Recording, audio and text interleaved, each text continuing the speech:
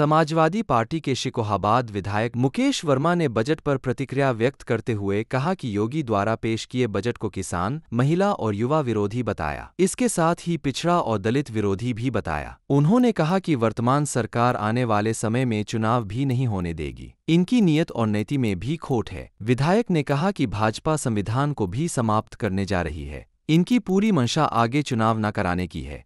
उन्होंने कहा कि हम भगवान राम के वंशज हैं। ऐसा कोई दिन और क्षण नहीं जाता जब हम भगवान राम को याद नहीं करते हैं। भगवान अगर बुलाएंगे तो हम अयोध्या मंदिर जरूर जाएंगे। उन्होंने अन्य सवालों पर अपने विचार रखे। उन्होंने कहा कि आने वाले समय में भाजपा संविधान को समाप्त करके ऐसा माहौल बना रही है। भाजपा की मंशा देश में चुनाव ही नहीं कराना चाहती है।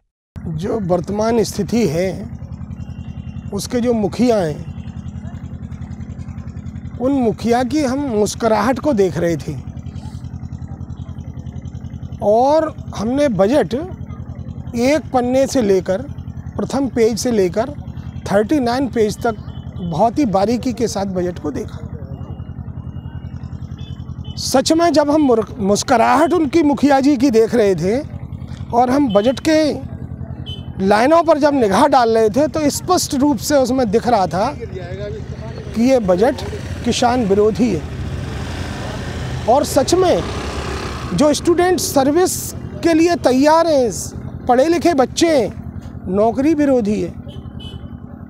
जो बेटियां जिनको एजुकेशन के प्रति लगाव भी है और तैयारी भी कर रही हैं, महिला विरोधी, बेटी विरोधी, किसान विरोधी, नौजवान विरोधी।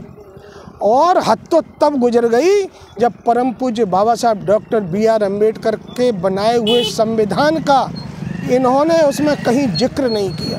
हद तब गुजर गई। उन्होंने किस किस तरह से गरीबों, दलितों, शोषितों, पिछड़ों, किसानों, नौजवानों, महिलाओं, बच्चों के लिए संविधान में हर व्यक्ति के लिए जो व्यवस्था की थी, उस व्यवस्था पे उन्होंने कुठाराघात किया है। और सच हद तो तब और गुजर गई। भगवान राम कण कण में भगवान राम है। भगवान राम कण कण में है। और इन्होंने 1.5 घंटे तक भगवान राम की चर्चा की। उन नौजवानों की चर्चा नहीं की, उन किसानों, बेरोजगारों की चर्चा नहीं की, अन्ना पशु की चर्चा नहीं की, किसान की फसल जो खराब हो रही है उसकी चर्चा नहीं की। सच में ये पिछड़ा विरोधी, दलित विरोधी और नौजवान विरोधी बजट है। और ये वर्तमान सरकार आने वाले समय में ये चुनाव भी नहीं होने देगी। इनकी नीयत में भी खोट है और नीति में भी खोट है।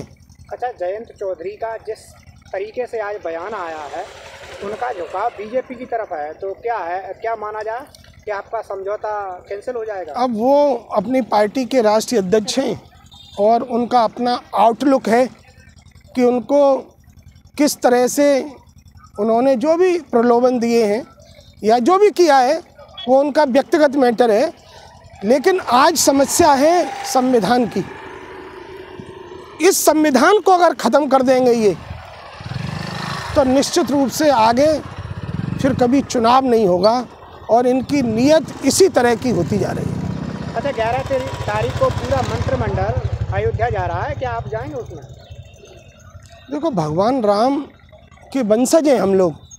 सच में तो जितने भी दलित हैं, पिछड़े हैं, आदिवासी हैं, ये उनके ही वंशज हैं। और हम ऐसी कोई क्षण नहीं जाती कि भगवान राम को याद न करें। ऐसा कोई दिन नहीं जाता।